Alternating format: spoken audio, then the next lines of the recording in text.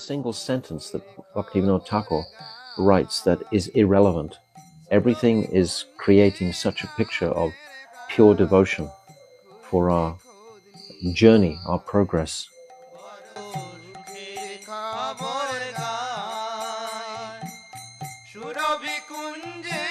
This compilation presents the following select clips.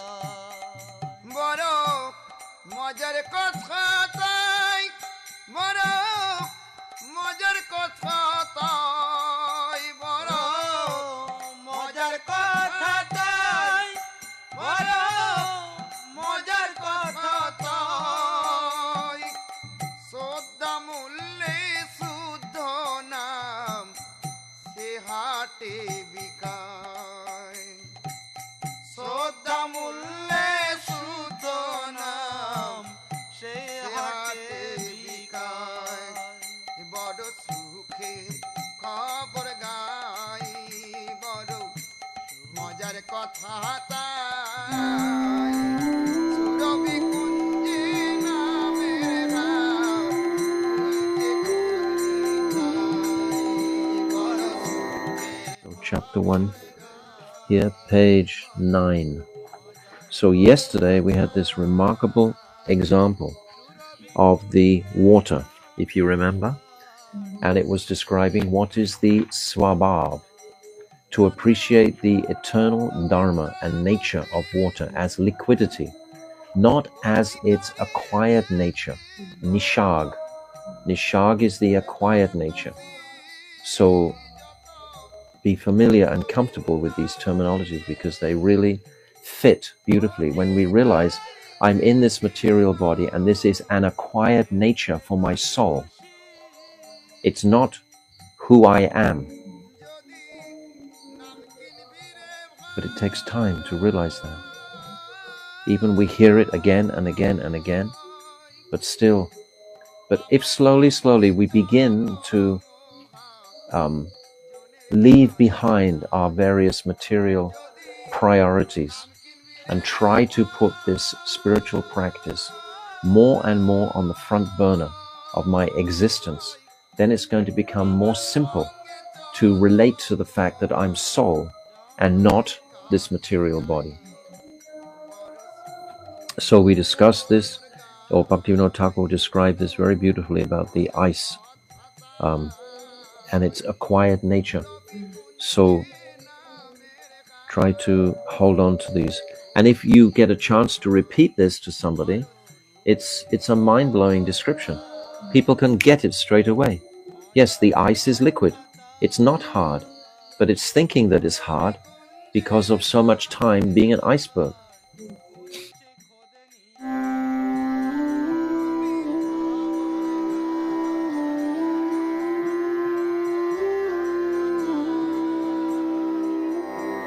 Sannyasi Thakur is saying, what is that?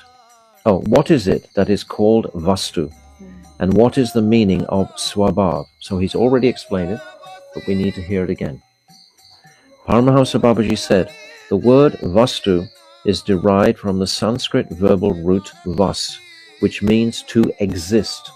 So we're discussing, remember the question all the time that Sannyasi Thakur asked. If there's one dharma, why do so many people describe it in different ways? We're trying to understand the nature of dharma. We're trying to understand this, and Premdas Babaji is explaining it by defining the nature of dharma.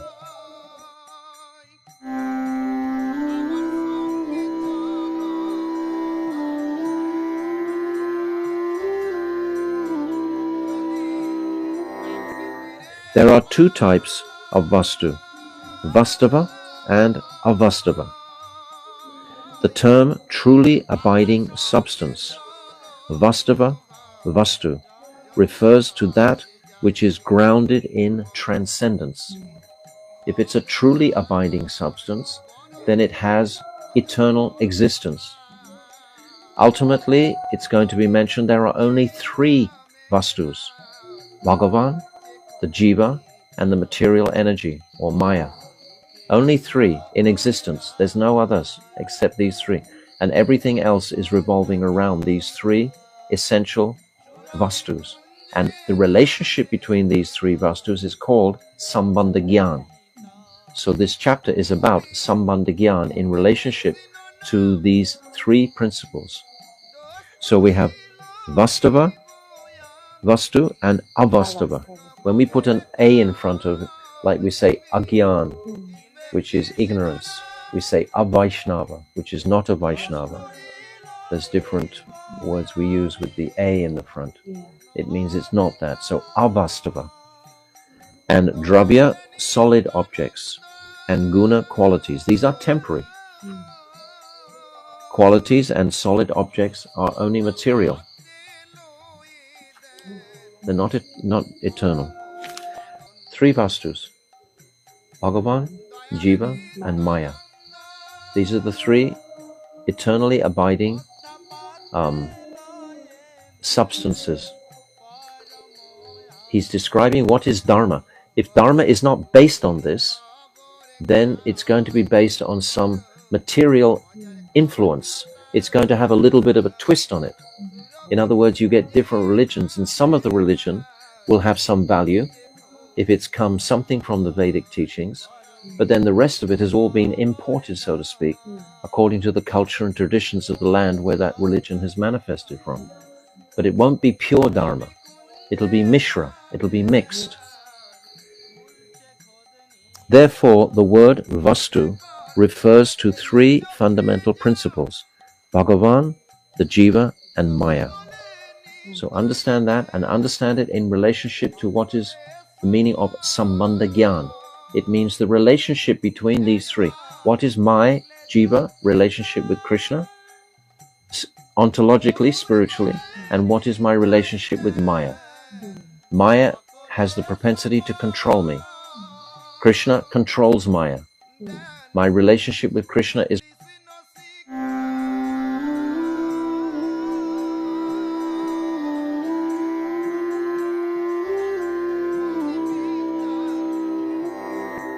If we understand this principle of eternal truths, our life becomes very strong. It's very much, we're building a platform of truth, of essential realities. And it's not what we had always thought it was previously. We have to be educated to come to accept this reality. That means we have to let go of what we previously considered was the absolute truth. This is what education means. When you accept a new focus, a new standard, a new truth, that means you let go of that previous impression and you come to the truthful impression.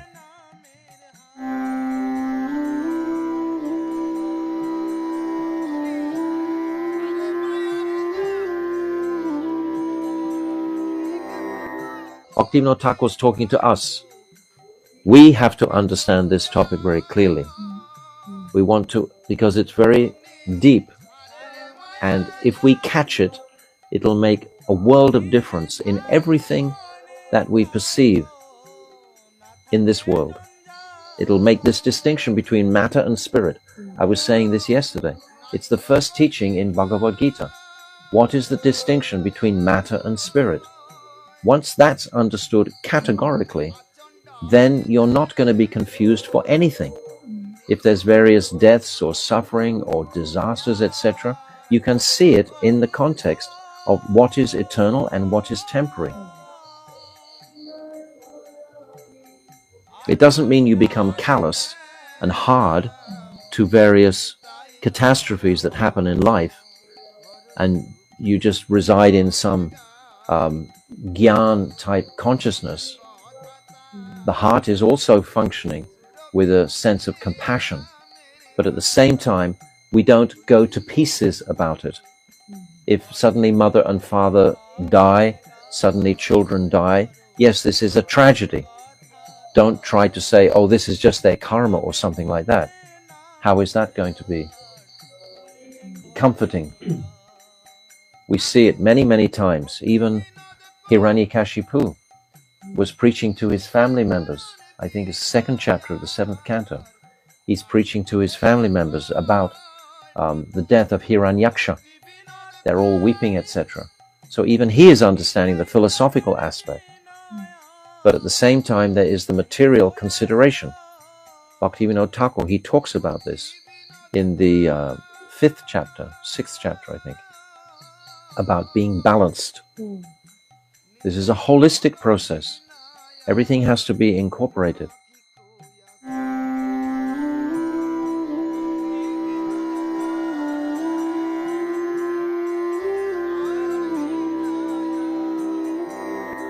Srila Krsnadas Kaviraj Goswami, who was an object of the mercy of Nityananda Prabhu, showed me a manuscript. Why was he an object of Nityananda's mercy?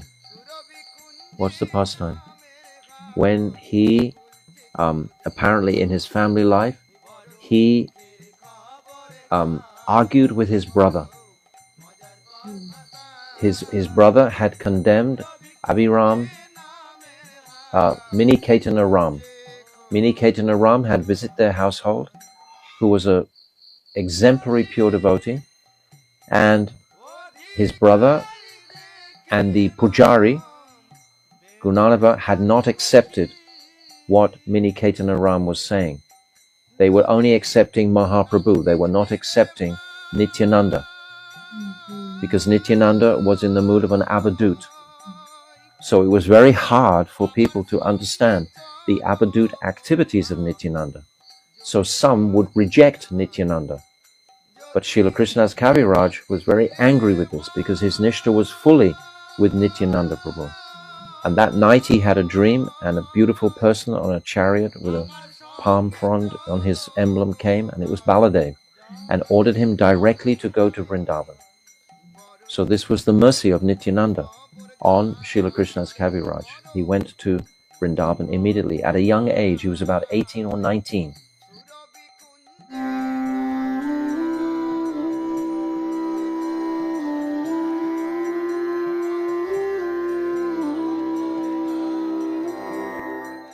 So sometimes we get the wrong impression, because there's a beautiful painting that Shamrani did years ago, but it depicts Krsnadas Kaviraj as being an old man in the painting, seeing this vision of Baladev. He wasn't. If you go to the village here, his home village, Jalampur, I think is the name of it, but there you'll find his family house, and they will tell you categorically he left when he was about 18 or 19 years old. He never got married. He left at a late teens is when he left her, and went to reside in Radhakund for the rest of his life, where he wrote the Govinda Lilamrita and the Chaitanya Charitamrita. So he was a young man when he left, not old. So I know personally I had the impression that he was old when he left, because I could see this painting. Bhaktivedanta Swami Prabhupada said a painting tells 1,000 words. So if we're doing a painting to put in a divine holy book, it has to be under guidance, and it has to be correct according to Tattva and Siddhanta. If it's not correct,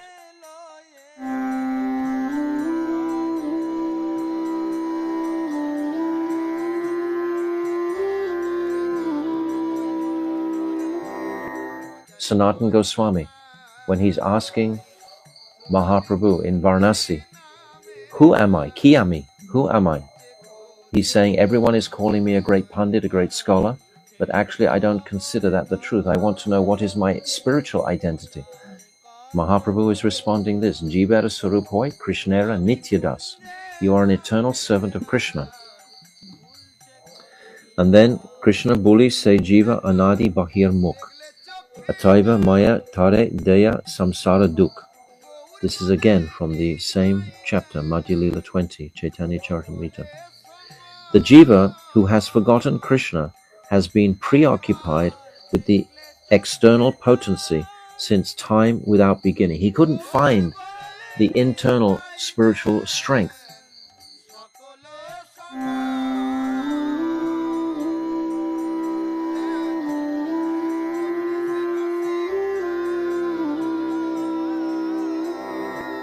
So the overpowering potency of the illusory energy completely took away the Jiva's power to discriminate, and he just falls under this sway. Why? Because the Jiva wants to enjoy matter. That's the specific reason why the Jiva actually comes into this world. He does get a choice in the Tatastha region. he gets a choice to either go back and serve the Lord in his divine spiritual form, or to become like the Lord and like the enjoyer, like the bhakta, the bhaktri, the enjoyer. We are not the enjoyers, we are the enjoyed.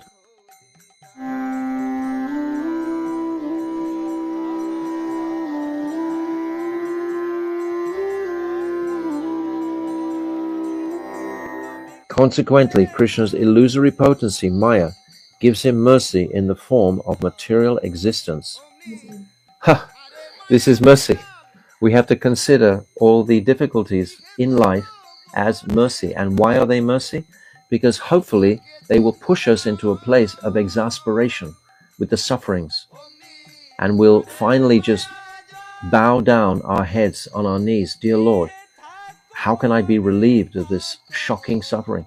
When we hear of suffering conditions in the world, actually it's mercy on those jivas. It's karma also, of course, that they are undergoing. But simultaneously, the devotee will see it as mercy.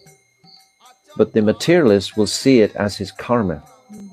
He'll see it as the fruits of his previous activities. But the devotee sees that as mercy. Mercy which will bring him closer to the... This is the land, the world in Jambadweep, in this Burloka of karma yoni. Karma yoni means the species of karma. In the heavenly planets, it's bhoga yoni. It's the pleasure species. In the lower planets, it's papa yoni. But here it's karma yoni. We are incurring our various karmas. But these karmas are going to give us mercy. Jiva Goswami, he says, Dear Lord, please demonstrate this suffering condition as your mercy. I am understanding that all this suffering is nothing but your mercy. Whatever suffering I am undergoing. Therefore, the devotee can become tolerant of all the various afflictions that confront him during his life.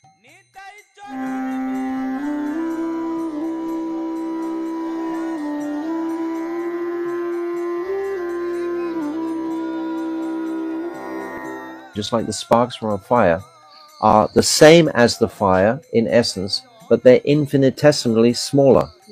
We are atomic particles of the spiritual potency. Krishna is the supreme origin. That Anuchit, he's the supreme. Vibhuchit. We are Anuchit. We are atomic particles. Krishna is Vibhu. He is the complete whole. So just like the sparks from a fire, a spark can ignite a whole blaze that could even incinerate the whole world if it touched the dry grass, etc. It has the same potency, but it's infinitesimally smaller. Like, as another example of taking a spoonful of water from the ocean. The spoonful of water is exactly the same constitution as the ocean, but it's the difference is in its quantity. It's very, very infinitesimal, small.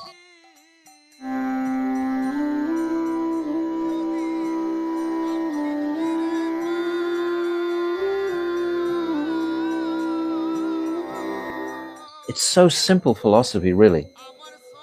If it wasn't simple, it wouldn't be the absolute truth.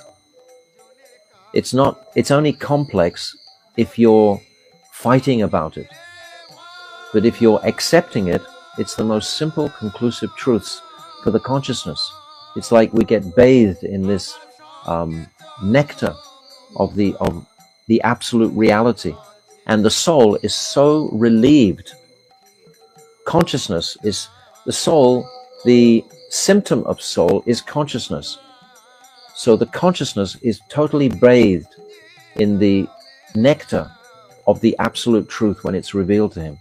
This is why reading a shastra like this can be so comforting and so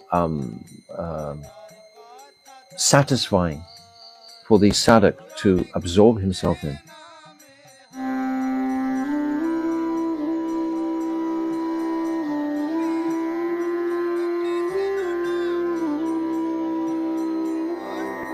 because we're trying to use material words to describe a transcendental situation.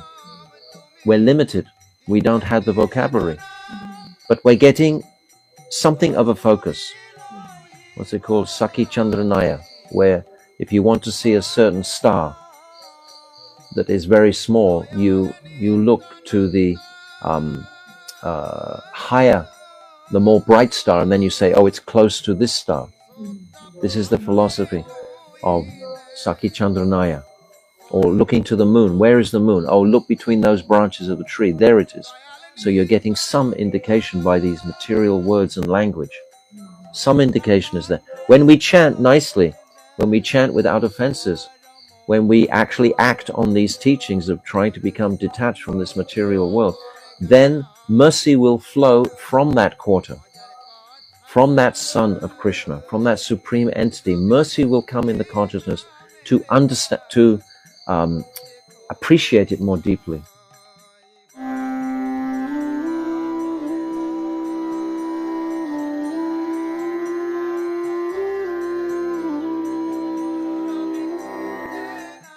When we can't attain it through mundane language and words. We can only attain it through our diligent practice and our consciousnesses becoming linked with the divine consciousness. We are Vibhinamsa. Vibhinamsa is the terminology that we're familiar with. Separated. Vibhin means separated. Angsa. Separated from that supreme Angsi.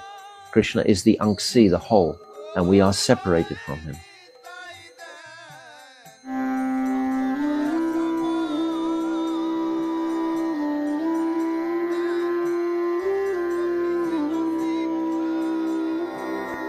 Sannyasi Thakur is asking about Dharma. So now, what is the true Dharma of the Jiva? So, the true Dharma of the Jiva is that transcendental substance in relationship to the Supreme, the Brihat Chid Vastu.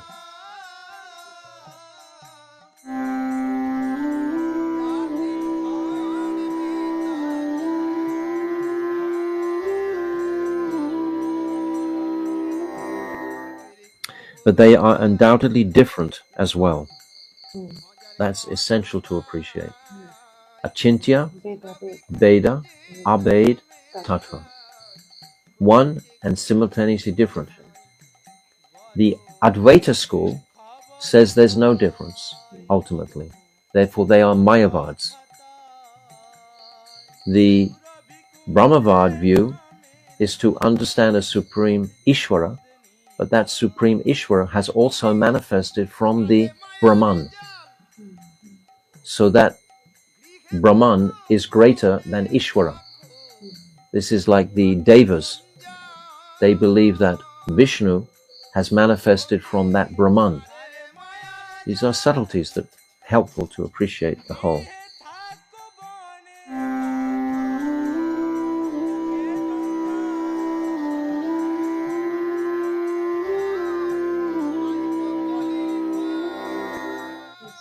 Who feels complete? I bet if I asked 2,000 people who actually sincerely feels complete, I don't think many could actually raise their hands and say. That would be an Atmarama, someone who is fully satisfied.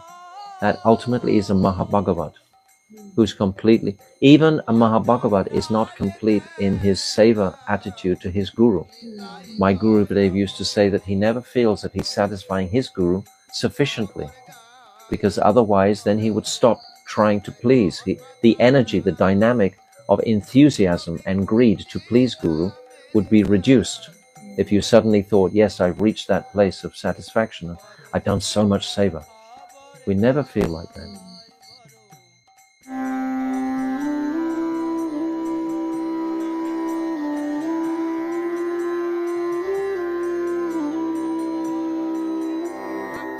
Krishna is the eternal Lord of the Jivas, and the Jivas are Krishna's eternal servants. Now we're coming to understand something of Sambandha, the relationship between these two Vastus, the Jiva and Krishna.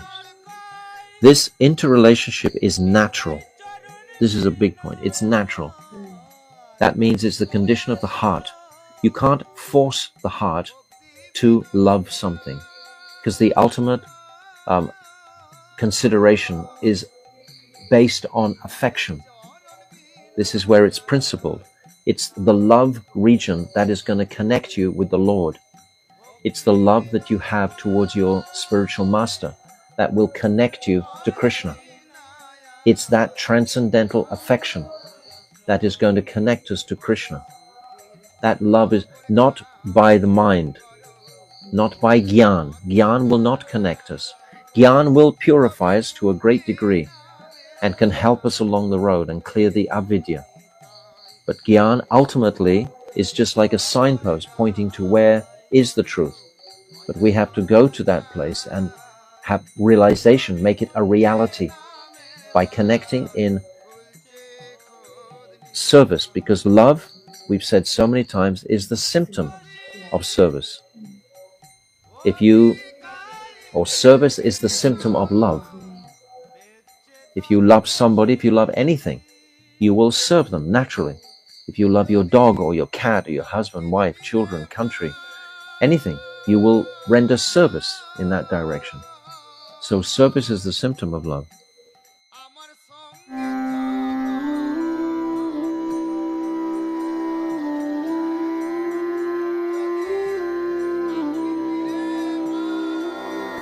Very simple analogy of the hand. What is the dharma of the hand? Is to serve the body. That's its function. That is where the hand is going to find satisfaction, when it's serving the body.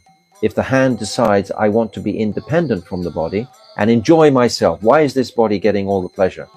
Why can't I get some pleasure? Then it divorces itself from the body.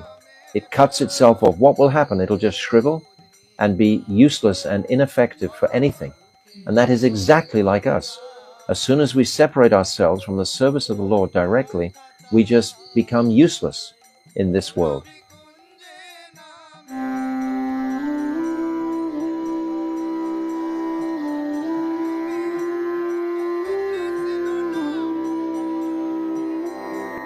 The illusion is so thick that we act, because Krishna has arranged it this way, that we actually think, yes, I'm getting some pleasure, this Jad Anand, this dull material pleasure, and we keep trying for that.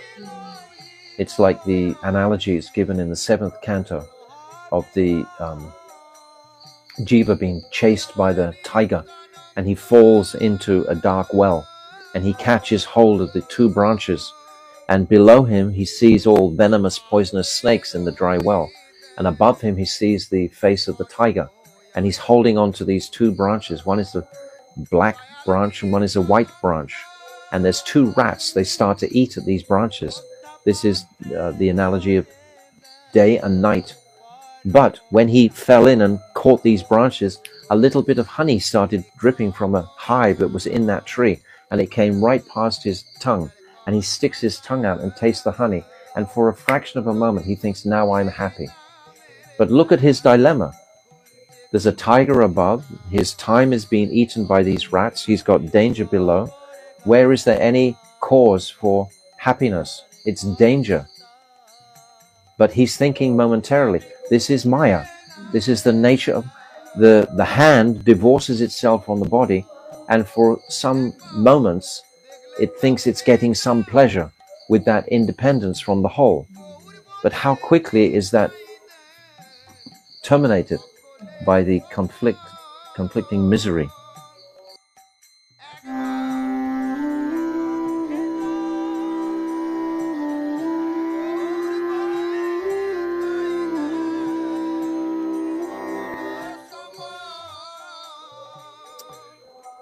I'll read that last sentence again. Therefore, the eternal swabhav or dharma of the jiva is Krsnadas, eternal service and obedience to Krishna.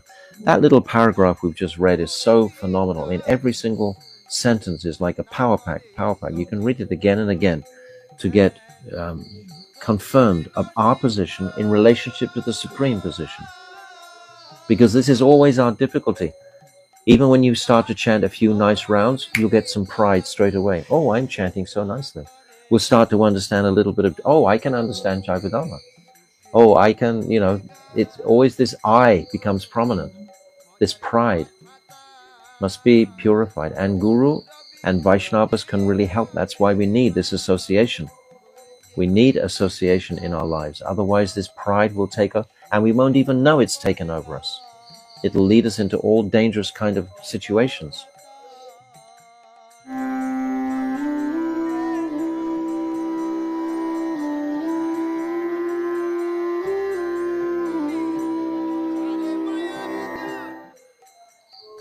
Krishna is endowed with unlimited potencies, his Shaktis. His complete potency, Purna Shakti, is perceived in the manifestation of the spiritual world, Chit Jagat. Who is that supreme Shakti that is personified? Sri Radha. Sri Radha is that supreme potency that even has the ability to control Krishna. We were saying yesterday, I was describing to you, Krishna's Radharani's fragrance bewilders Krishna. Krishna is bewildering the whole world by the sound of his flute, and yet the sound of Radharani's ankle bells bewilder him. So this is a remarkable phenomenon, that Krishna is the origin of Shakti, and yet the Shakti has the ability to control Krishna. Why? Because of what we just said, through her love. Aradhana means that one who has the most worship for Krishna, the most love for Krishna. The deepest attraction to Krishna is Radha.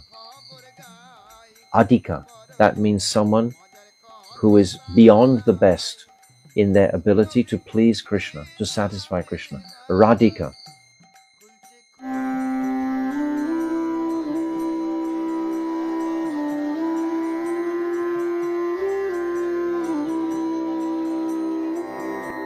The action of the marginal potency is to create an entity, Vastu, which exists between the animate objects, Chidvastu, and inanimate objects, Achidvastu. This is the purpose of Tatastha. It has actually the ability to go between two, the spirit and matter. This had to be manifested for the material world to have existence. There can be no existence if there's no connection between the spirit and matter. So it's this Tatastha Shakti that creates the connection between the spirit and matter. We are living that. We are that marginal energy.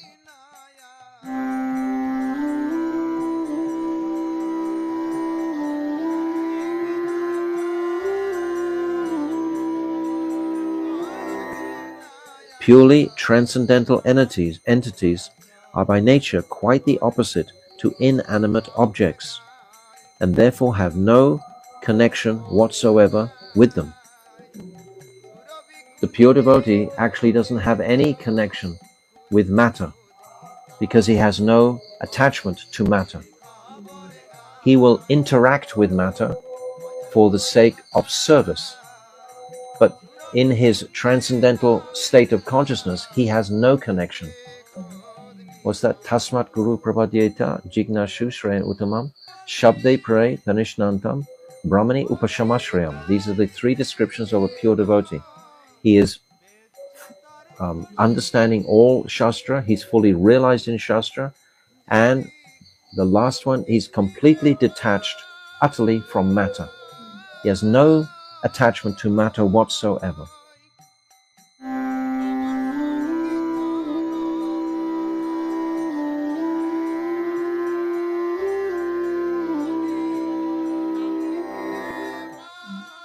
Because he knows there's no happiness in this material world. Why should we be attached to this material world? If I understand I'm spirit, then we want that spiritual bliss which is in service to the Supreme Spirit. And the spirit realized soul realizes that he cannot enjoy matter. Matter can't provide a happiness for the soul, because it's matter, because it's temporary.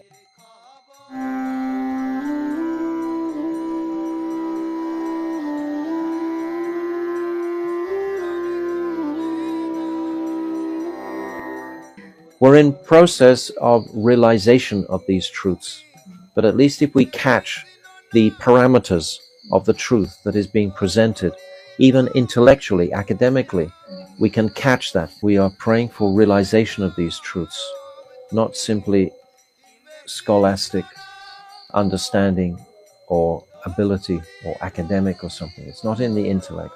And in the heart of it, it's in the realm of affection and love for that Supreme Lord.